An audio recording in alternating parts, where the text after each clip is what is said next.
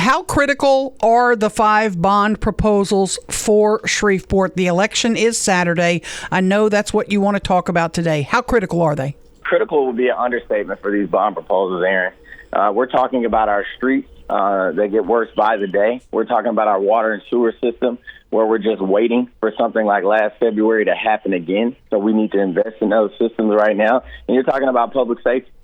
We know we're on a record year for violent crime. We need to invest in our law enforcement, our first responders, so that we can make our city safer. We have to do that now, right now. You know the chamber's opposition. You've heard others' opposition saying we're getting millions and millions from the federal government that we can use for water and sewer.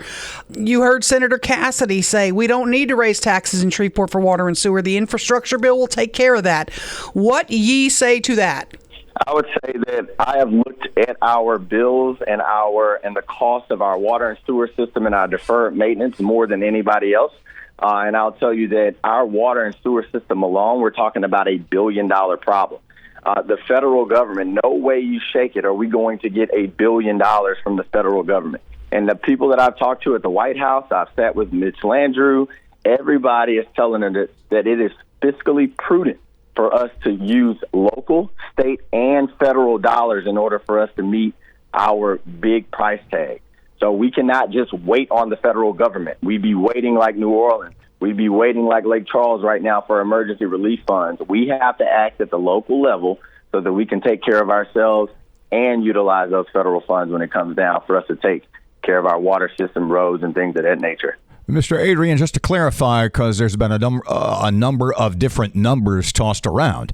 Since you became mayor, what kind of money has the city gotten in COVID money and otherwise from the feds? What are we sitting on right now? Since I became mayor, we got roughly $19 million from CARES Act funding, and we've gotten allocated $48 million from ARP, American Rescue Plan dollars. We haven't gotten the $48 million. We got $24 million last year, and we'll get another $24 million this year. So federal funds, that's the amount that we've received. Right now, our reserve is about $34 million. It is going to be higher by the end of the year because of our increased sales tax revenue and those federal funds. But we have already allocated a great deal of that towards public safety already and towards our infrastructure for deferred maintenance and a bunch of that other stuff. So even going into next year, if you talk about what we've already appropriated, we'll be back at $34 million next year in the reserve. That was kind of the next question. What do you anticipate in federal money in 2022? We already know. We should be receiving the next $24 million, the next tranche of funds, the other half, $24 million in April or May of 2022. But again, that you're talking that'll bump our reserve up to $50 or so million. That is nothing compared to the $1 billion price tag on our infrastructure and various other needs. The initial estimate for the cost of the consent decree to rebuild the sewer system was $350 million. Now it's estimated to be well over $1 billion. An odd sort of question, is $242 million enough?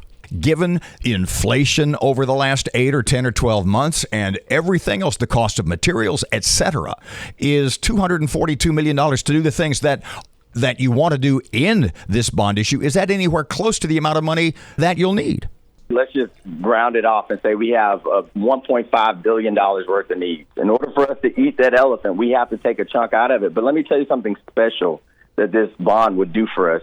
If we dedicate $240 million of local funds for these capital projects, it'll free up our operating budget and other funds so we can match state dollars when they come down. We can match federal dollars when they come down. And I'm glad that you guys told me, what Senator Cassidy said as well. If he can get us close to that $1 billion mark, guess what? We'll have the typical 20% match that the federal government asks for whenever they give us funds, because, that's the reason why these funds can actually stretch a lot further. But it's important that we get them now. Dr. Jeffrey Sato says Shreveporters pay the second highest property taxes of any major city in the state, second only to New Orleans. If these propositions pass, we will be the highest taxed community.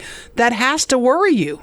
It does, but also we got to keep it in context. It's the cheapest that people in Shreveport have paid in property tax in 40 years. And if you look at sales tax and other things, we're lower than a lot of other communities. local governments make their money in various ways. And Aaron, you also know we aren't the only taxing authority in the city. We know that we have to take care of our infrastructure. We know we got to make this city safer. So we have to invest in that right now. Okay, you know this is coming. When you sat in this room 4 years ago and you were running for mayor, and I told you how distressed I was that we have proposals from the 2011 bond issue that they have not dug one shovel of dirt. We're sitting here, and you agreed with me. You were like, we should be getting onto those. You were on. I can pull up the tape. We're sitting here today, 3 years later, and you can name the street. I don't need to name it for you. Let me jump in, and can I jump in now, Aaron? Go right ahead, because I'm pipping up. 4 years to prepare. I'm pipping up. 4 years to prepare for this. So, Aaron, I control a lot of things. What I do not control are the courts. We are waiting right now for the courts to grant us servitudes because we have to widen Knight Street, and that's the road we're talking about. We have to widen Knight Street, but for everybody listening in, Knight Street went under contract in 2017.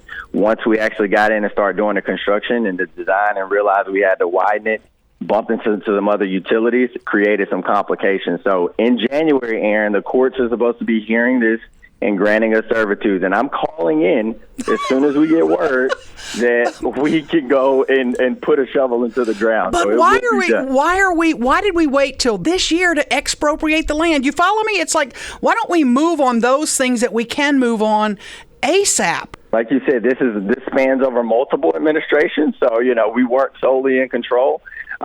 This Knight Street will be done this year, and moving forward, we get these bond dollars. I've talked to the public this morning about the urgency of these bond dollars being spent.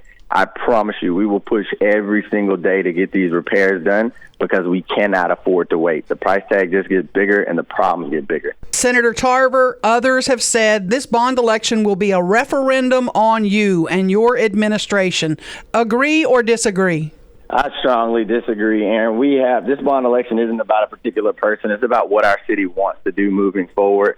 You got multiple politicians that have endorsed this bond election. It's a referendum on everybody. And guess what? This bond election is addressing problems from decades of leadership.